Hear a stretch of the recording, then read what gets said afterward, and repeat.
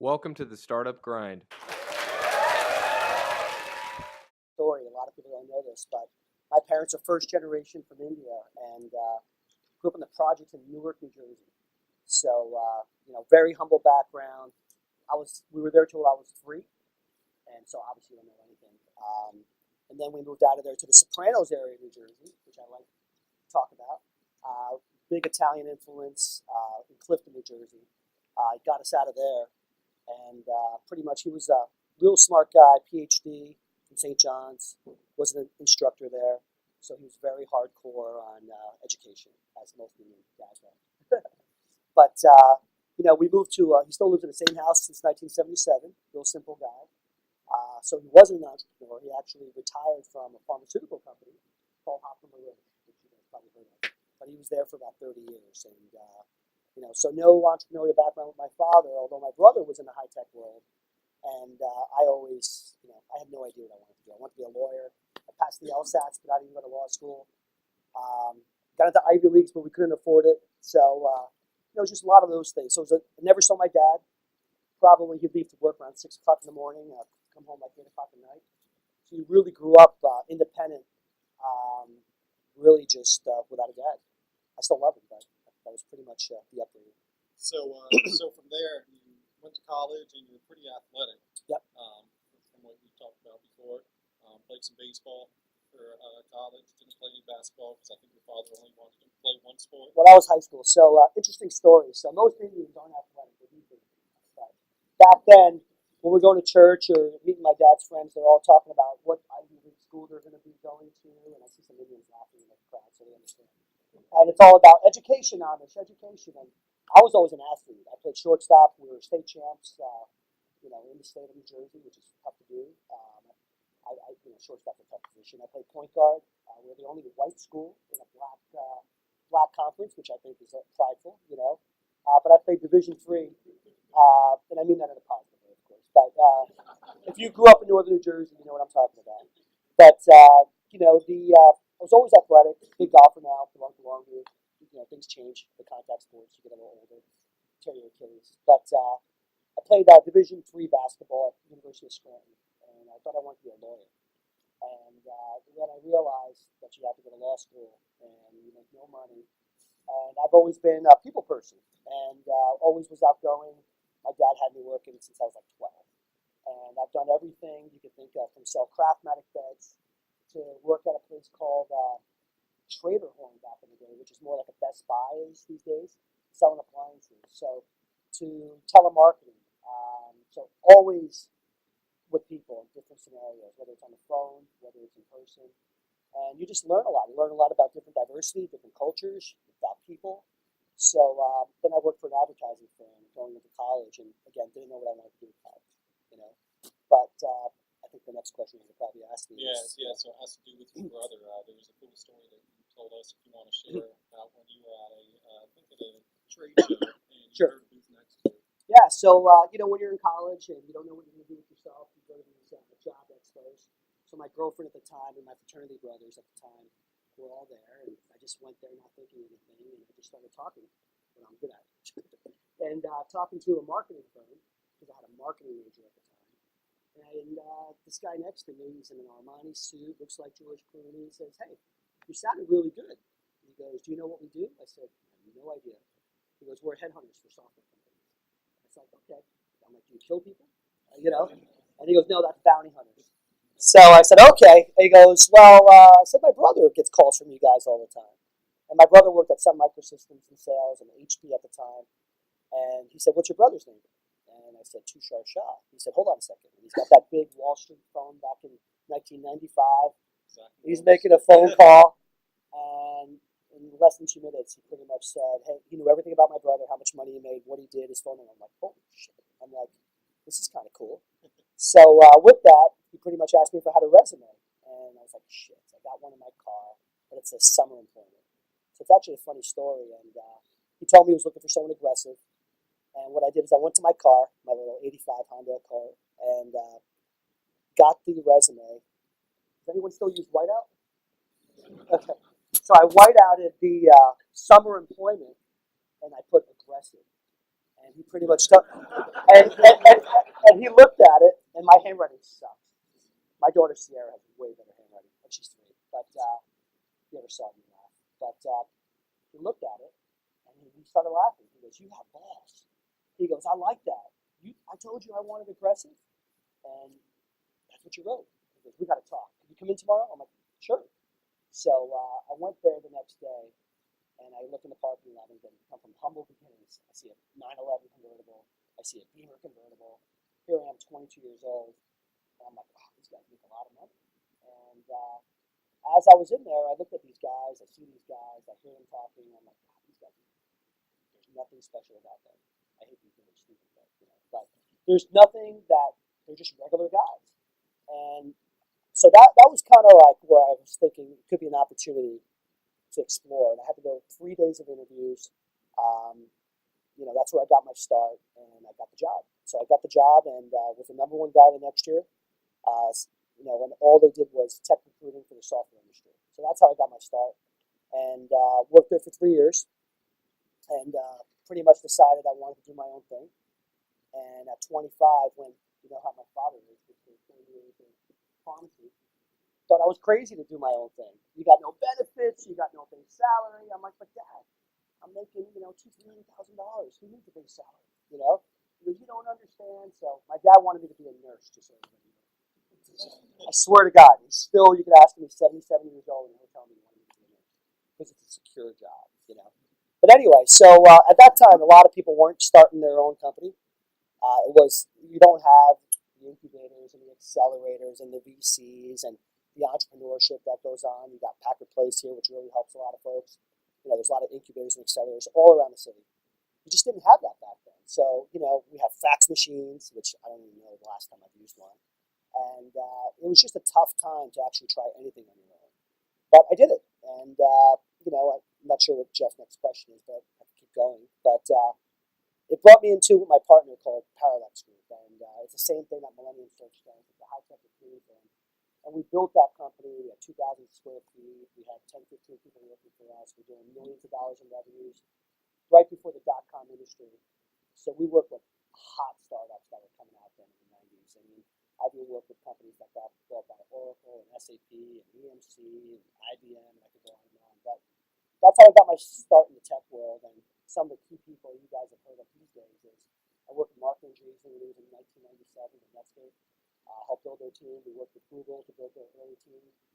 Companies, a lot of you youngsters, the millennials who know, is like Twitter and Facebook. We worked with their early team. So I've always built my company on Silicon Valley, but I never been to Silicon Valley. The first time I was in Silicon Valley was July of last year. So I think that's something that nobody really gets, that it was all built on results, relationships, and getting a job done. So in that company, Millennium Searchers, we had a banner year. We had our best year ever. So the market's really strong. So from there, you've gone on. We'll fast forward a little bit to Sierra Maya 360. Yep. And as Matt mentioned, you were named the top 20 VC firm by Mattermark. Yep.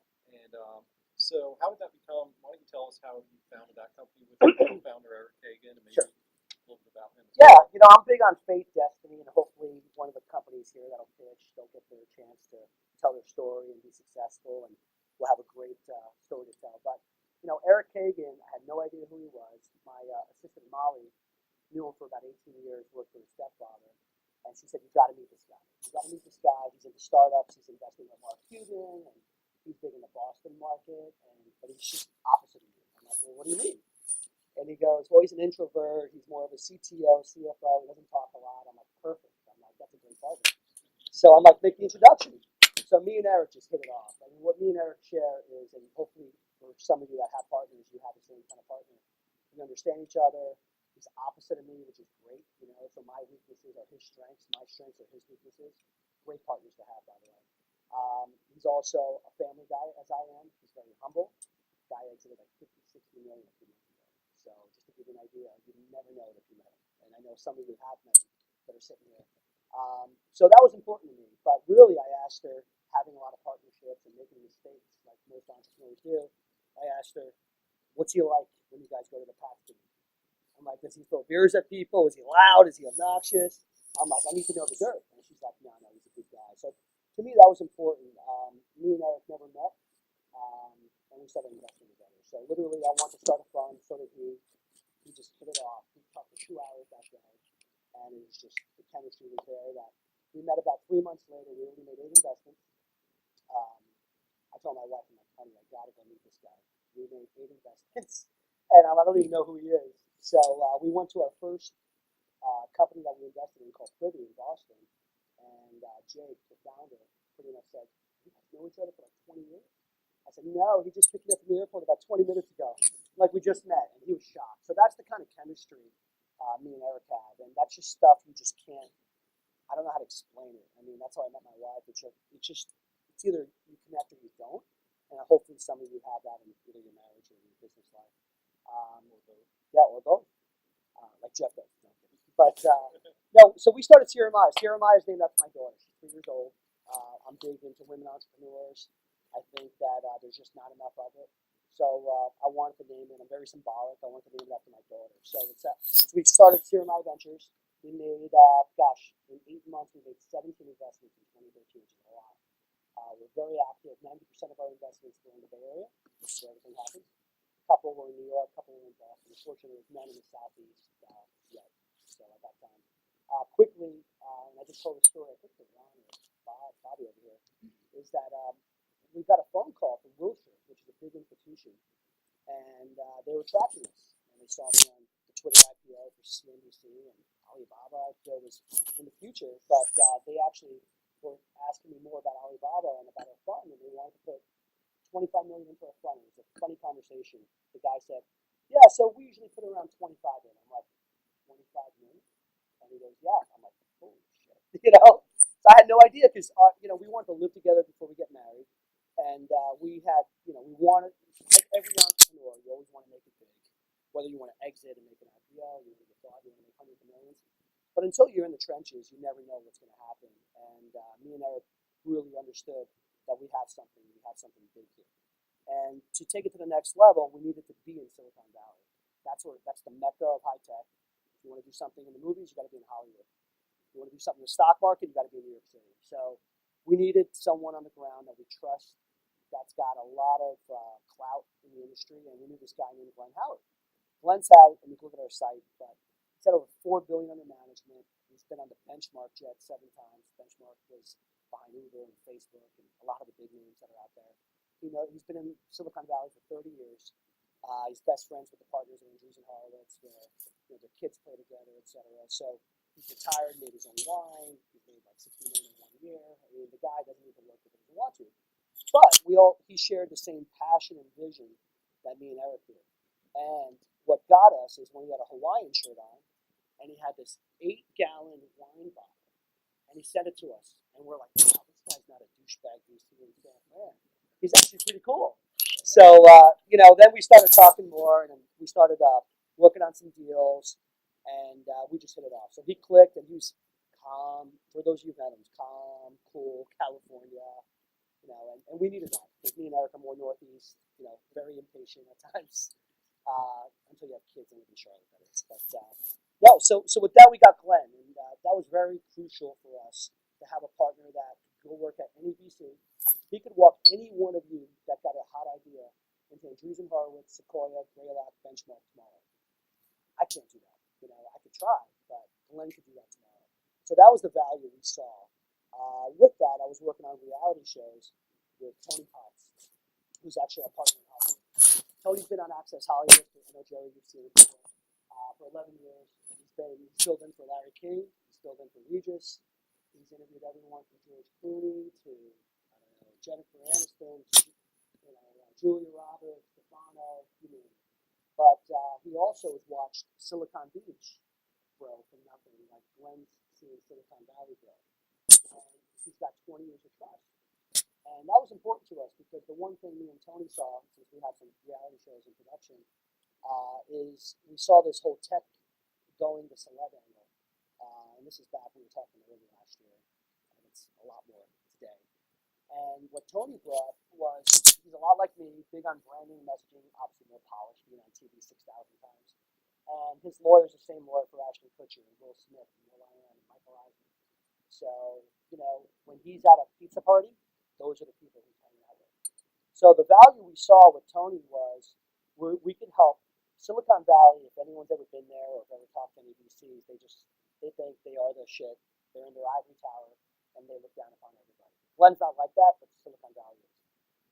What we saw is Hollywood and Silicon Valley was colliding, but neither knew how to talk to each other. So what we decided is, with Glenn's background, which is completely different than mine and Eric's, Tony would be a great fourth wheel. And what Tony brings is, there's a company called Skycatch that we got on Fox, and Christian is the CEO, which we'll talk about another time. But they're the number one drone company in the world. They got called Uber for drones. They've been covered by CNN and CNBC and Wired and Time Magazine, yada yada. But before he went on TV, you would notice he was scared shitless. He had no idea what to do. He's never really been on TV. Me and Tony talked to him in 15 minutes. We both went on TV and just told him the 3 points he wants to hit, what he needs to do, and we helped him out. So those are the kind of things that Tony brings to the table, and he can make relate to you, and he's very down to earth and humble, another family guy. With that, what we decided was we could help bridge Silicon Valley and Hollywood because the show Silicon Valley took off last year as well. But if you look, Tom Hanks has an app that's number one in the App Store. Kardashians have an app, number one in the App Store. You get on Shark Tank, your ratings go up at least 4 or 5x, your downloads go up.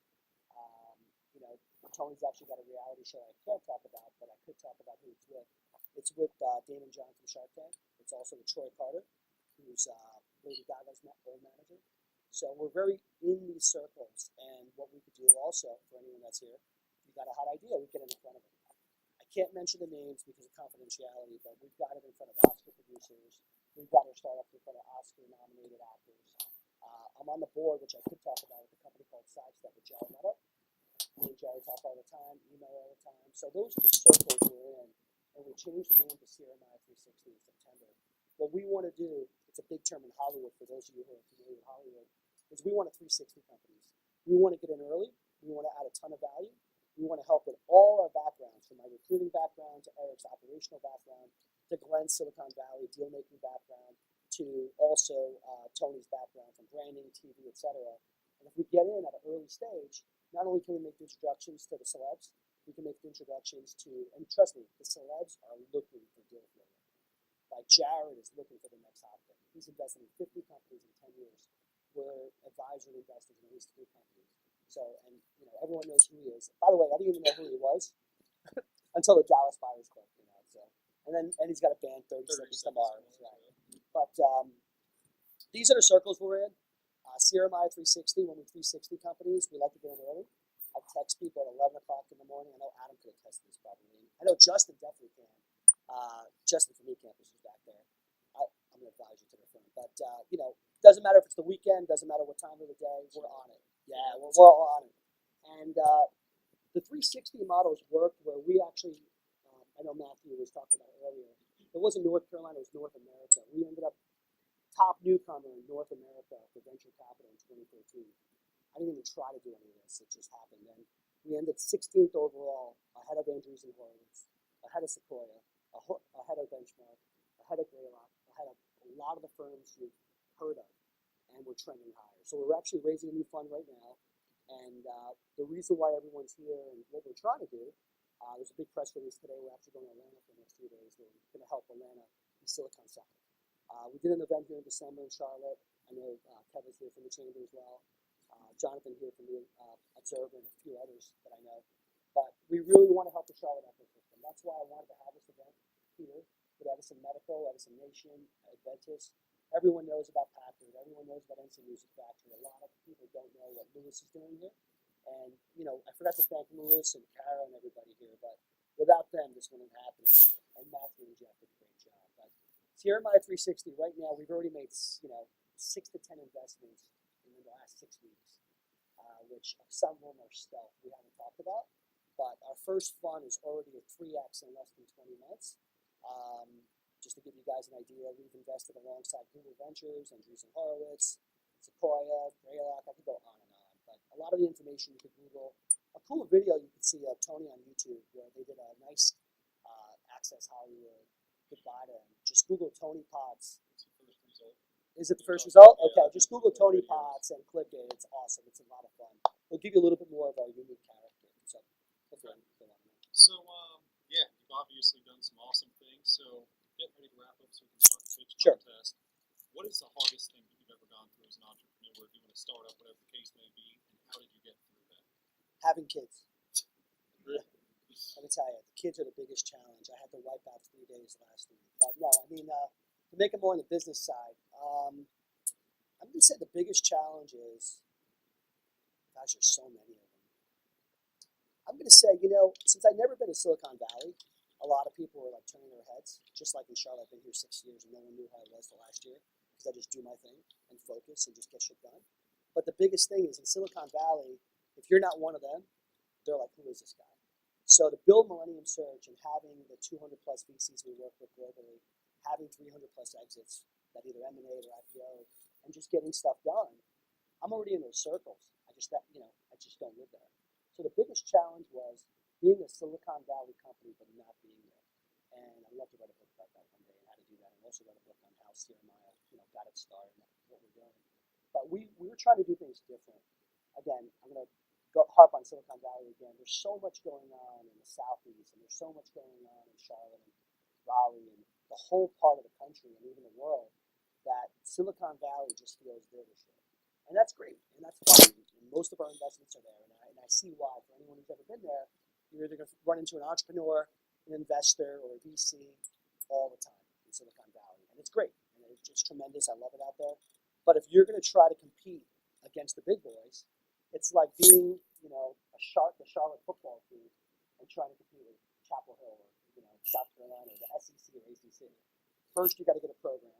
Then you got to get the recruits. Then you got to get to a bowl game or maybe win a game, right? Or go 500. Then get to Division I. It takes time. So we actually accelerated that process. We didn't care about the challenges. We didn't care if people said, you're not in Silicon Valley, whether it's Millennium Search or CMI. But the biggest challenge is they're always asking, who could I talk to in Silicon Valley? So now we got cornflakes there. So that was one of the biggest stereotypical challenges that we had. Cool. Does that make sense? There we go. I think we have maybe about 5 minutes of Q&A really Sure. quick, and we can get started. So if anybody has anything, I must have answered every question that they had. So yeah.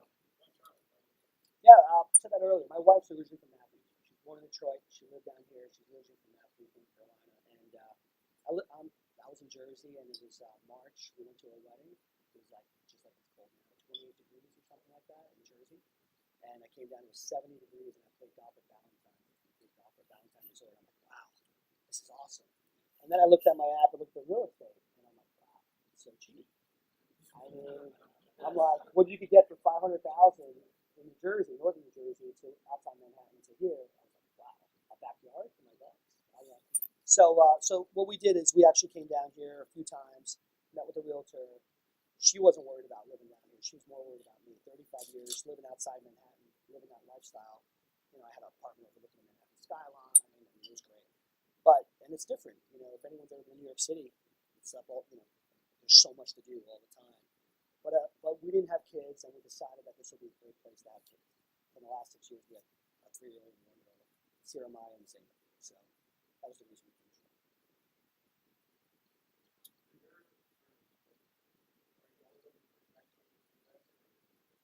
That's a great question. One of the things we're trying to differentiate ourselves is 3 different things that we're doing that most VCs don't do. One is we're hitting consumer products like Tony could have gotten us into vitamin water and Vita Coco, which you guys are familiar with. Pop Chips, the Honest Company. Those are not tech companies, right? So we're looking at consumer products. So if anyone's got the next Red Bull or anything like that, spirits we're looking at. We're looking at a high-end vodka coming out of Germany that's got a 24-karat gold bottle called Velour vodka, which I can talk about if we're talking. But there's celebs all over it, and we're getting in early, and we want to bring it here. So yeah, we'll look at spirits. We'll look at consumer products. There's a brewery, Asbury Park Brewery, just contacted us, which I think is so cool with everything going on in Charlotte with Old Neck and Noda. Yep. So that's one thing we're doing to differentiate ourselves. And with Kickstarter and the crowdfunding going on, there's so much in the consumer product world, right? That we're looking at, and these guys are doing a great job at Nation and some medical as well on the consumer product side and what they're doing at Inventus. So that's one area. The second area that a lot of VCs don't touch is gambling. We think land, it's already huge in the UK and it's huge in Asia. So we think that land-based and casino-based gaming is going to continue. Maybe we'll be able to play on the phone for money. Company that we helped build is FanDuel. A lot of you guys probably heard. Those guys when they started operations in the U.S. 4 years ago. So, we think that's hot. And the third area is film and media, entertainment background. There's a Matthew McConaughey movie we're looking at that we get into, and a lot of independent films. So those are the 3 areas for our investment. Last question. Amish, what's the number one thing you look for in a startup? And conversely, what's the number one red flag? Good question. Yeah. Gosh, there's so many, Steve. But the number one thing is, and you guys have probably seen this or know this if you know me, is I'm big on a few things. So passion is number one. If you're not passionate about what you do, there's no way to invest in it. Absolutely. I want to hear your vision. I want to know you're going to work 24/7 because I do it. I don't make any excuses. If you can't be passionate at what you're doing, if you're working as a part-time job somewhere and you're not going all in, we're not interested. If you're working and you're doing this on the side, we're not interested. If you haven't gotten friends and family money and put money in and you don't have skin in the game, we're not interested. So passion's number one, and you got to be all in.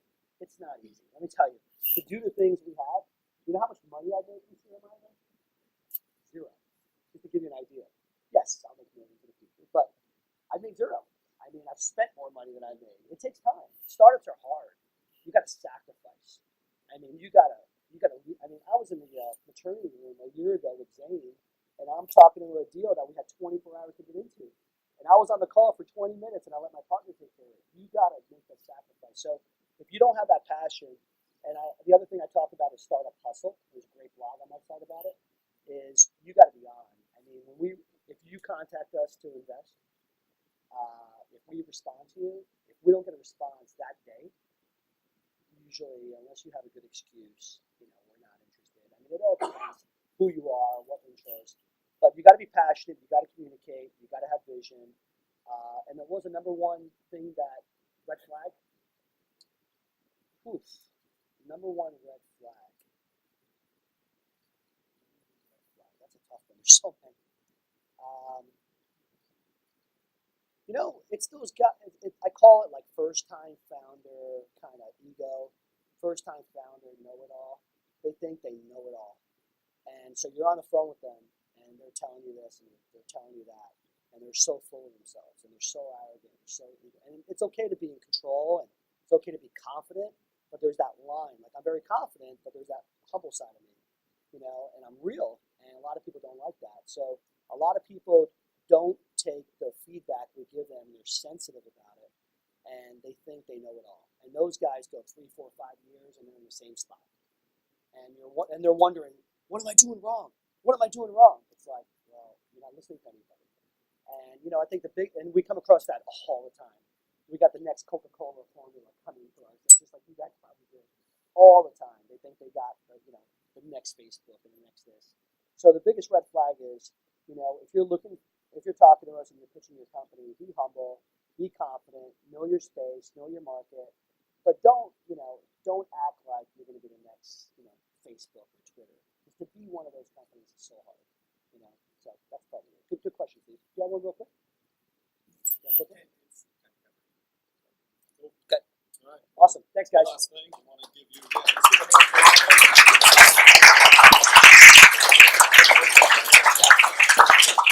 you.